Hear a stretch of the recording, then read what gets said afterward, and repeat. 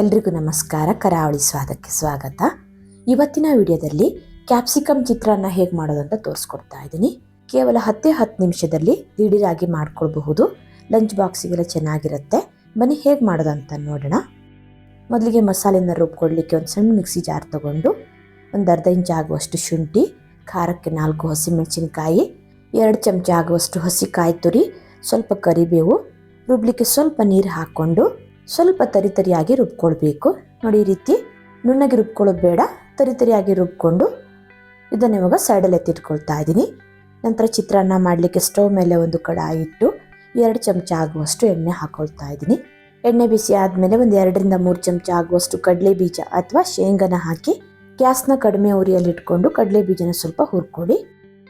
ನಂತರ ಇದಕ್ಕೆ 1 ಚಮಚ ಆಗುವಷ್ಟು ಕಡಲೆಬೇಳೆ, 1 ಚಮಚ ಉದ್ದಿನಬೇಳೆ, 1/4 ಚಮಚ ಸಾಸಿವೆ, 1/4 ಚಮಚ ಜೀರಿಗೆನ ಹಾಕಿ ಬೇಳೆ ಎಲ್ಲ ಗರ್ಗರಿ ಆಗೋ ತನಕ ಚೆನ್ನಾಗಿ ಹುರ್ಕೊಳ್ಳಿ. ಯಾವುದನ್ನು ಸಿಡಿಸ್ಲಿಕ್ಕೆ ಹೋಗಬೇಡಿ.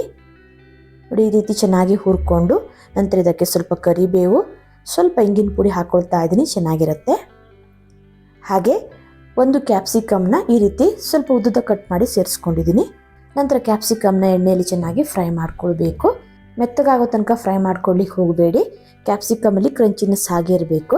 ಬೇಕಿದ್ರೆ ನೀವು ಇದಕ್ಕೆ ಒಂದು ಈರುಳ್ಳಿನೂ ಸಹ ಕಟ್ ಮಾಡಿ ಸೇರಿಸ್ಕೊಳ್ಬಹುದು. ನಾನಿಲ್ಲಿ ಈರುಳ್ಳಿ ಸೇರಿಸ್ತಾ ಇಲ್ಲ. ನೋಡಿ, ಈ ರೀತಿ ಕ್ಯಾಪ್ಸಿಕಮ್ನ ಫ್ರೈ ಮಾಡಿಕೊಂಡು ನಂತರ ಇದಕ್ಕೆ ರುಬ್ಬಿಟ್ಕೊಂಡಿರೋ ಮಸಾಲೆನ ಸೇರಿಸ್ಕೊಳ್ತಾ ಇದ್ದೀನಿ. ಹಾಗೆ ಒಂದು 1/4 ಚಮಚ ಆಗುವಷ್ಟು ಅರಿಶಿನ ಪುಡಿನೂ ಸಹ ಸೇರಿಸಿ ಈ ಹಸಿ ಮಸಾಲೆ ವಾಸನೆ ಎಲ್ಲ ಹೋಗೋ ತನಕ ಒಂದು 2 ನಿಮಿಷ ಚೆನ್ನಾಗಿ ಬಾಡಿಸ್ಕೊಳ್ಳಿ. ಕಡಲೆ ಬೀಜನ ಫ್ರೈ ಮಾಡಿಕೊಂಡು ಕೊನೆಗೂ ಕೂಡ ಸೇರಿಸ್ಕೊಳ್ಬಹುದು. ನಾನಿಲ್ಲಿ ಒಟ್ಟಿಗೆ ಹಾಕಿ ಫ್ರೈ ಮಾಡ್ಕೊಳ್ತಾ ಇದ್ದೀನಿ. ನೋಡಿ, ಈ ರೀತಿ ಹಸಿ ವಾಸನೆ ಹೋಗೋ ತನಕ ಒಂದು 2ರಿಂದ 3 ನಿಮಿಷ ಈ ಮಸಾಲೆನೆಲ್ಲ ಫ್ರೈ ಮಾಡ್ಕೊಳ್ಬೇಕು. ರುಚಿಗೆ ತಕ್ಕಷ್ಟು ಉಪ್ಪು ಹಾಕ್ಕೊಂಡು ಚೆನ್ನಾಗಿ ಮಿಕ್ಸ್ ಮಾಡ್ಕೊಳ್ತಾ ಇದ್ದೀನಿ. ಈ ಮಸಾಲೆನ ಚೆನ್ನಾಗಿ ಫ್ರೈ ಮಾಡ್ಕೊಳ್ಳೋದ್ರಿಂದ ಚಿತ್ರಾನ್ನ ತುಂಬಾ ರುಚಿಯಾಗಿ ಬರುತ್ತೆ. ನೋಡಿ, ಕಲರ್ ಕೂಡ ಚೇಂಜ್ ಆಗಿದೆ. ಈ ರೀತಿ ರೆಡಿ ಮಾಡಿಕೊಂಡು ಕೊನೆಗೆ ನಾನಿಲ್ಲಿ ಸ್ವಲ್ಪ ನಿಂಬೆ ರಸನ ಹಾಕ್ಕೊಳ್ತಾ ಇದ್ದೀನಿ. ಒಂದು ಅರ್ಧ ನಿಂಬೆ ಹಣ್ಣನ್ನು ಹಿಂಡ್ಕೊಳ್ತಾ ಇದ್ದೀನಿ. ಹಾಗೆ ಚಿಕ್ಕದಾಗಿ ಕಟ್ ಮಾಡಿರೋ ಸ್ವಲ್ಪ ಕೊತ್ತಂಬರಿ ಸೊಪ್ಪನ್ನು ಸಹ ಸೇರಿಸಿ ಸ್ವಲ್ಪ ಇದನ್ನು ಮಿಕ್ಸ್ ಮಾಡ್ಕೊಳ್ತಾ ಇದ್ದೀನಿ. ನಾನಿಲ್ಲಿ ಖಾರಕ್ಕೆ 4 ಹಸಿಮೆಣಸಿನ್ಕಾಯಿನ ಹಾಕ್ಕೊಂಡಿದ್ದೀನಿ. ನಿಮಗೆ ಖಾರ ಜಾಸ್ತಿ ಬೇಕಾದರೆ ಹಸಿಮೆಣಸಿನ್ಕಾಯಿ ಕ್ವಾಂಟಿಟಿನ ಜಾಸ್ತಿ ಹಾಕ್ಕೊಳ್ಬಹುದು. ನೋಡಿ, ಈ ರೀತಿ ಗೊಜ್ಜನ್ನು ರೆಡಿ ಮಾಡಿಕೊಂಡು ನಂತರ ಇದಕ್ಕೆ ಅನ್ನ ಸೇರಿಸ್ಕೊಳ್ತಾ ಇದ್ದೀನಿ. ನಾನಿಲ್ಲಿ ಇಬ್ಬರಿಗಾಗುವಷ್ಟು ಅನ್ನ ಹಾಕ್ಕೊಳ್ತಾ ಇದ್ದೀನಿ. ಹಿಂದಿನ ದಿನ ಅನ್ನ ಏನಾದರೂ ಮಿಕ್ಕಿದ್ರೆ ಅದನ್ನು ಕೂಡ ಹಾಕ್ಕೊಳ್ಬಹುದು, ಅಥವಾ ಫ್ರೆಶ್ ಆಗಿ ಅನ್ನ ಮಾಡಿ ಸಹ ಹಾಕ್ಕೊಳ್ಬಹುದು.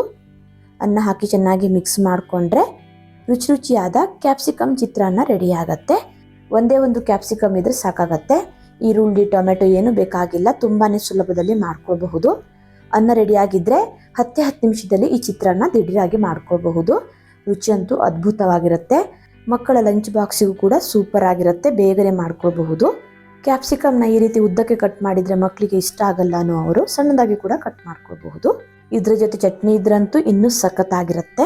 ವಿಡಿಯೋ ಇಷ್ಟ ಆದರೆ ಲೈಕ್, ಶೇರ್, ಕಮೆಂಟ್ ಮಾಡೋದನ್ನು ಮರಿಬೇಡಿ. ಮತ್ತೆ ಸಿಗ್ತೀನಿ ಹೊಸ ವಿಡಿಯೋ ಒಂದಿಗೆ. ಧನ್ಯವಾದಗಳು.